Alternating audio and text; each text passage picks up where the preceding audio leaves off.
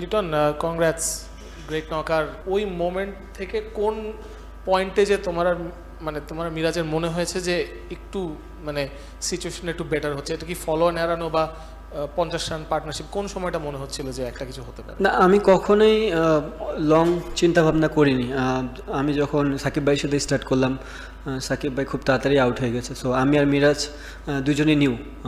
একটাই ডিসকাশন চলতেছিল যে খেলাটা কতখানি লম্বা টানা যায়, কারণ তারা খুবই ভালো বল করতেছিল। নিউ বল অলওয়েজ চ্যালেঞ্জিং, আর তারা একটা ভালো মোমেন্টামে ছিল। তো আমাদের ভিতর ডিসকাস এটাই হচ্ছিল যে আমরা কীভাবে মোমেন্টামটাকে কন্ট্রোল করতে পারি। Obviously credit goes to Miraz, যেভাবেতে আমার তো হাতে লাগার কারণে আমি খুব একটা শট খেলতে পারতেছিলাম না, বাট মিরাজ তাদেরকে অনেকটা ব্যাকফুটে করে দিয়েছে তার শট খেলে।